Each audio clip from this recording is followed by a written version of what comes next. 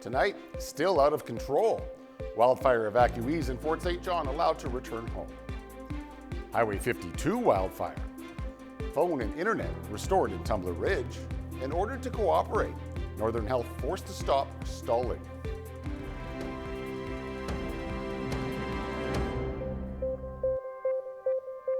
Good evening and thank you very much for joining us. And we begin tonight with the Fish Creek wildfire in Fort St. John. City officials saying the fire's still burning out of control, but it did not burn any structures.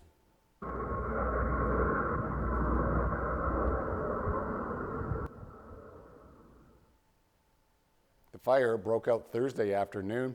It's now moving from the community forest into the Peace River Regional District. Now that's allowed 19 households evacuated last night to return home. The fire is currently listed at 56 hectares in size, that number down from the 110 the BC Wildfire Service announced last night.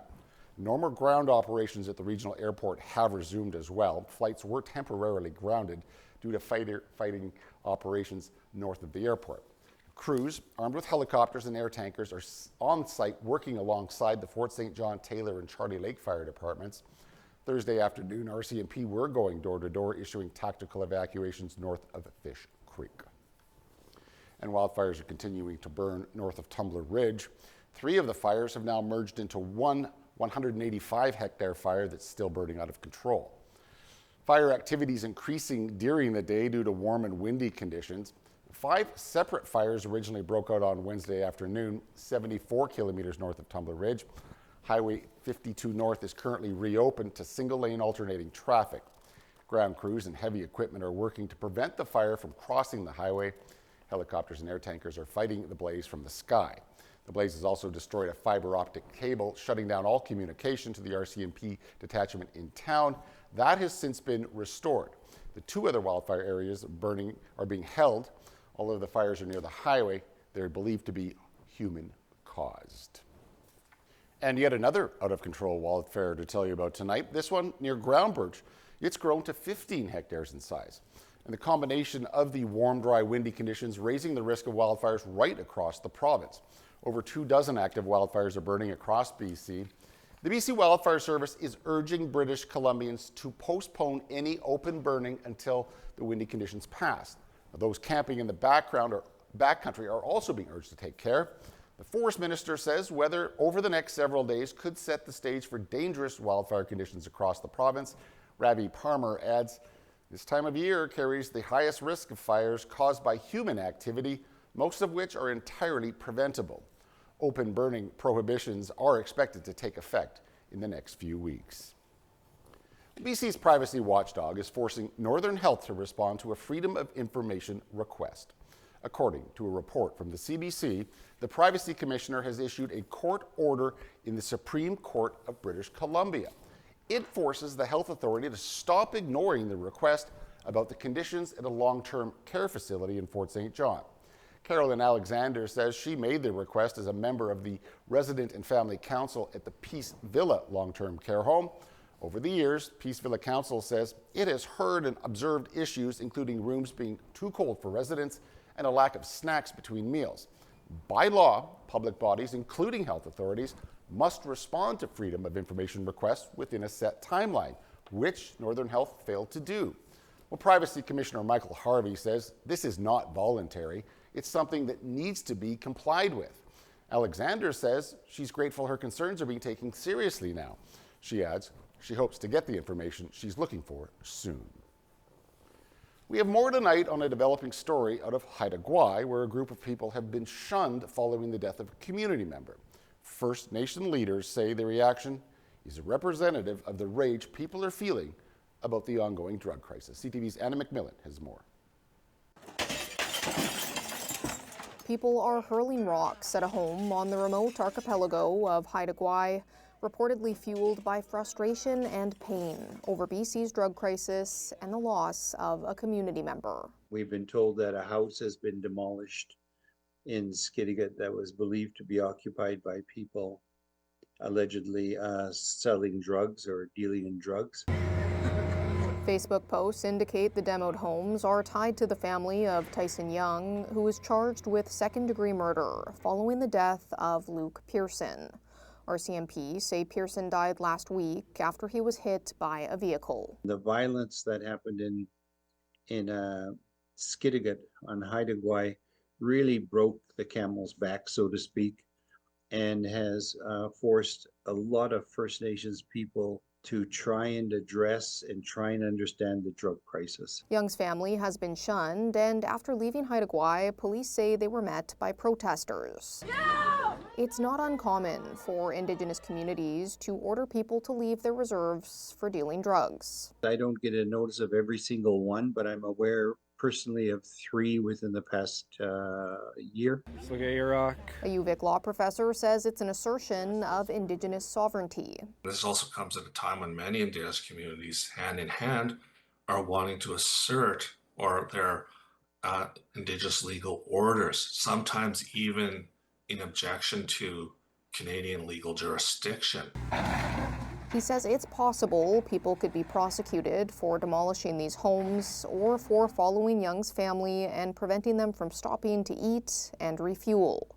RCMP say that bordered on criminal harassment, though charges weren't laid. The members of the Haida Gwaii community who are actually doing this are going to say, well, we're acting according to our own laws, so we're going to defend ourselves as best we can. The First Nations Leadership Council has written to the Skidegate Band Council offering its support. We will, if they request, arrange meetings for them with government. The First Nations Leadership Council is calling for more treatment options in rural and remote communities. The Health Ministry says it's committed to renovating and building more Indigenous-run treatment centers and is providing virtual care specific to remote communities.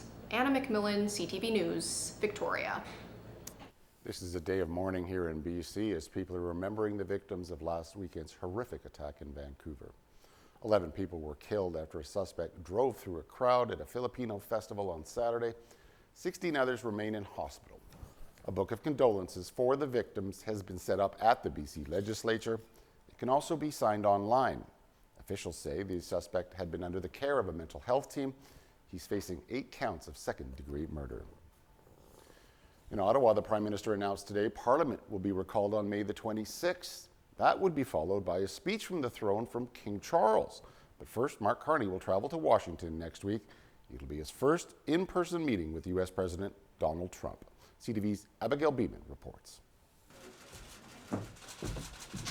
In his first post-election press conference, Prime Minister Mark Carney said Donald Trump respects strength, and his plan is to build Canada strong. My government will fight to get the best deal for Canada. We will take all the time necessary, but not more, in order to do so. Carney heads to the White House Tuesday. He says the length of planned meetings and the seniority of the other people scheduled to be there show how seriously the president is taking things. And Carney will be focused on 2 planks, fighting tariffs and working on the broader relationship. But those watching closely say don't expect things to be resolved in the short term. The meeting with President Trump is just the first step in a very long game. So the first thing that the Prime Minister has to do is get a good rapport at a personal level with President Trump, because that counts for a lot. From being hosted at the White House to playing host to the King and Queen. This is an historic honor which matches the weight of our times. Carney said King Charles accepted his invitation to open Parliament and deliver the speech from the throne May 27th.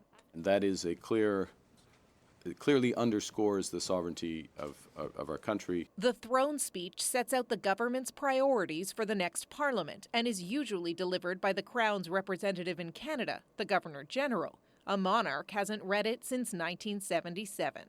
I don't think anybody should think the king arriving with the queen in hand is going to solve any tariff problems on their own.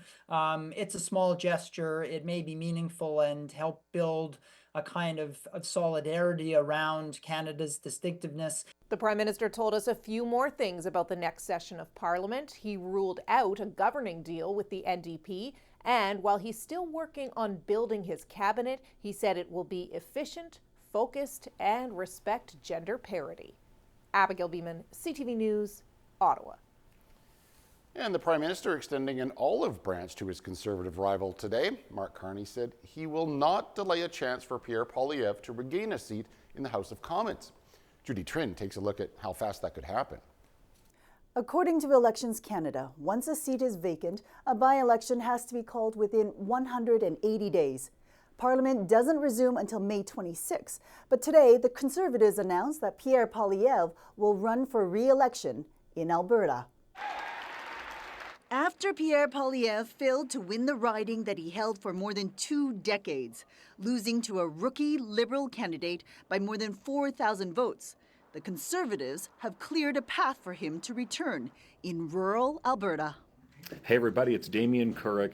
Damien Couric has represented Battle River Crowfoot since 2019, but he's quitting so Poilievre can run. In a statement, Couric said an unstoppable movement has grown under his leadership, and we need Pierre fighting in the House of Commons to hold the Liberal minority government to account. This is a safe seat. The Conservatives won the riding southeast of Edmonton with nearly 82% of the vote. They're going into a riding that won by a huge margin, 82%, to remove virtually any possibility of people organizing to defeat him a second time. Meanwhile, the Prime Minister has agreed to call a by-election as soon as possible to allow Poilievre to return to debating him in the House of Commons. I've already indicated to Mr. Poilievre that if it's the decision of him and the Conservative Party to trigger, if I can put it that way, a by-election, I will ensure that it happens as soon as possible. Okay. No games, nothing, straight. On social media, Poilievre called Damien Couric's decision to step aside a selfless act. He says he'll work hard to represent the people in the riding of Battle River Crowfoot. But even with this quick move, it's unlikely we'll see Poilievre in Parliament before the fall session. Judy Trin, CTV News, Ottawa. Ontario's already tariff-battered auto industry has been dealt another devastating blow. General Motors announcing today it's cutting a full shift at its Oshawa assembly plant this fall. Expected to impact hundreds of workers at the plant and many more at suppliers. It's a move the union is calling reckless. In a social media post, Premier Doug Ford said the news is extremely tough for the hardworking people who've helped build Ontario's auto industry. Ford stressed that GM has committed to the Oshawa plant for years to come and that the province will support the facility and its workers.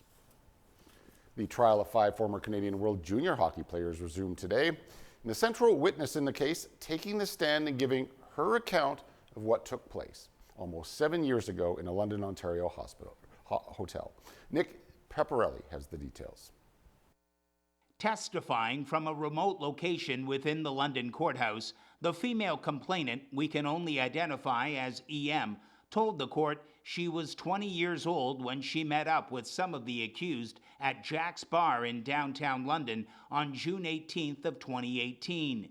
She testified about drinking alcohol, saying, "My friends and I had shots, and then we went out to the dance floor. I'm starting to feel drunk after the 3 shots.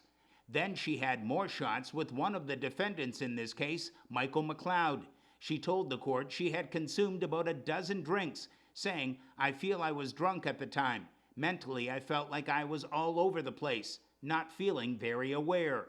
She then started dancing with the players she had met. There was a moment I felt they circled all around me, a lot of kind of touching. I felt uncomfortable. Later, when a video was shown of her with McLeod at the bar, she says, it looked like we were pretty close, and we may have kissed. I was attracted to him. After observing another video, she said, I thought I looked really intoxicated with my eyes shut. While testifying, the female complainant appears to be calm, answering questions from Crown Attorney Megan Cunningham about the night in question. The 5 defendants in this case, Michael McLeod, Carter Hart, Alex Formanton, Dylan Dubé, and Cal Foote, have all pled not guilty to sexual assault, with McLeod also pleading not guilty to the additional charge of being a party to the offense.